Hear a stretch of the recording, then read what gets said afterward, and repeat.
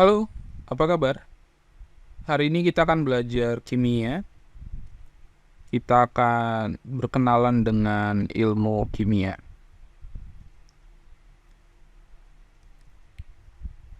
Apa yang dimaksud dengan ilmu kimia?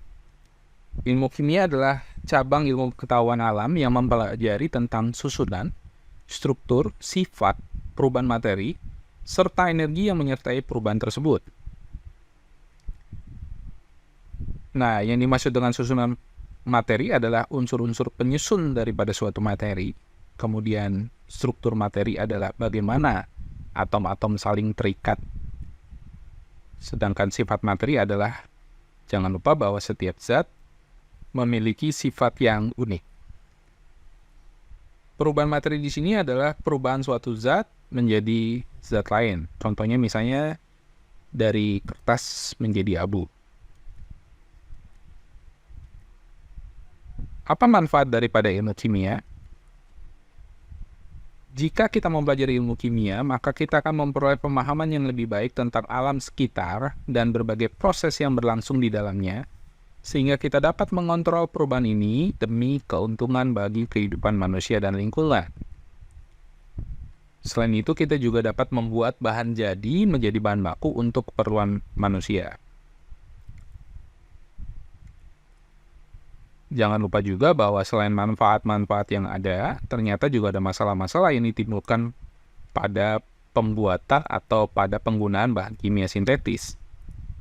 Yang pertama adalah sifat racun, ya.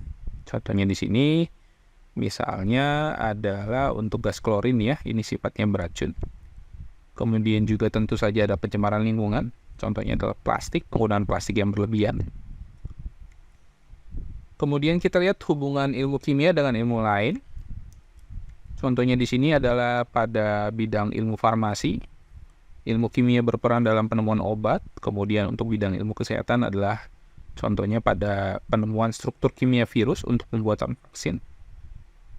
Kemudian selanjutnya adalah bidang pertanian. Itu kita dapat gunakan bahan kimia yang tepat untuk pupuk dan pestisida, ya, sehingga untuk hasil pertanian bisa meningkat.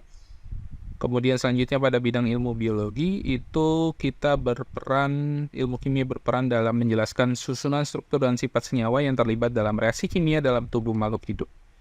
Pada bidang energi kita berperan dalam pencarian energi alternatif seperti misalnya contohnya adalah biogas.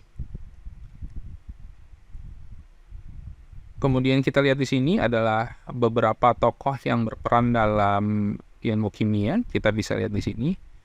Tokoh yang pertama adalah Antoine Lavoisier. Ini adalah bapak kimia modern yang menjelaskan tentang hukum kekekalan massa. Dia menyatakan bahwa massa zat sebelum dan sesudah reaksi adalah sama. Kemudian kita berkenalan dengan Alessandro Volta. Ini adalah penemu baterai listrik sel Volta. Kemudian dia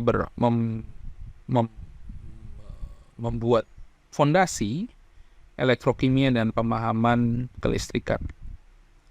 Selanjutnya kita ada John Dalton. Ini John Dalton adalah kimiawan Inggris yang pertama mencetuskan teori tentang atom modern, yang menyatakan bahwa atom merupakan bagian terkecil zat yang tidak dapat dibagi-bagi lagi. Selanjutnya kita akan ada Amadeo Avogadro, seorang ilmuwan yang mempelajari tentang gas dan menyimpulkan bahwa volume gas yang sama akan memiliki jumlah partikel yang sama. Ini tetapan Avogadro, besarnya 6,02 kali 10 pangkat 23. Ini kita akan pelajari di cabang di subbab tentang stoichiometry.